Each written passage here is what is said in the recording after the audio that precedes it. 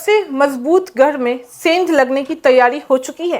क्या बांकीपुर का उपचुनाव बिहार की राजनीति की दिशा बदल सकता है? और क्या प्रशांत किशोर बीजेपी को उसकी पारंपरिक सीट पर चुनौती दे पाएगा? नमस्कार, मैं हूं फरीदा गजर। इस वक्त आप जुड़े हुए एक न्यूज 24 के साथ। देखिए, बिहार की राजनीति से इस वक्त की बड़ी खबर पटना की बांकीपुर विधानसभा सीट से आ रही है। जनसुराज के सूत्रधार प्रशांत किशोर ने आखिरकार चुनावी मैदान में उतरने का फैसला कर ही लिया है। जनसुराज के कार्यकारी अध्यक्ष मनोज भारती ने ऐलान कर दिया है कि प्रशांत किशोर बांकीपुर विधानसभा सीट से उपचुनाव भी लड़ेंगे। यह वही सीट है जिसने बीजेपी का सबसे मजबूत गढ़ भी माना जाता है। पिछले करीब 4 दशकों से इस सीट पर बीजेपी का दबदबा ही रहा है।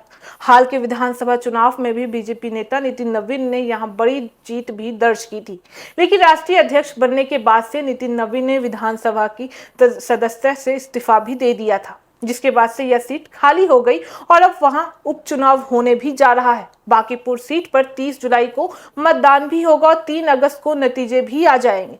लेकिन नतीजों से पहले इस सीट ने बिहार की राजनीति का तापमान बढ़ा के रख दिया है। प्रशांत किशोर पिछले कई महीनों से बिहार में बदलाव की राजनीति की बात भी करते आ रहे हैं। जून महीने में उन्हें संकेत दिया था कि अगर पार्टी चाहेगी तो वह खुद चुनाव लड़ने से पीछे नहीं हटेंगे। उन्होंने यहां तक कह दिया था कि अगर उनके मैदान में उतरते बीजेपी का सबसे मजबूत किला हिल भी सकता है तो वह इस चुनौती को स्वीकार भी करेंगे। देखिए, राजनीतिक जानकारों की माने तो यह सिर्फ एक विधानसभा सीट का चुनाव नहीं है, बल्कि यह बिहार की नई राजनीतिक लड़ाई का ट्रेलर भी माना जा रहा है। एक तरफ बीजेपी अपनी परंपरागत सीट बचाने की कोशिश करेगी, तो वहीं दूसरी तरफ प्रशांत किशोर अपनी राजनीतिक जमीन मजबूत करने के लिए पूरी ताकत भी झाँक देंगे।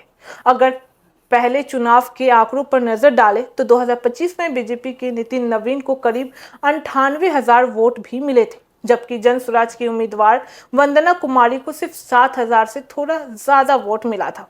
ऐसे में सवाल यह भी उठ रहा है कि क्या इस बार प्रशांत किशोर खुद मैदान में उतरकर वोटों का समीकरण बदल पाएंगे? क्या प्रशांत किशोर ने इस चुनाव को मुख्यमंत्री सम्राट चौधरी और नई एनडीए सरकार की पहली बड़ी परीक्षा भी बता दिया है? वहीं बीजेपी ने अभी तक अपना उम्मीदवार घोषित नहीं किया है, जिससे सियासी चर्चाएं और भी तेज हो चुकी है। अब सबकी नजर इस हाई प्रोफाइल मुकाबले पर टिकी हुई भी है कि क्या बीजेपी अपनी गढ़ बचा पाएगी?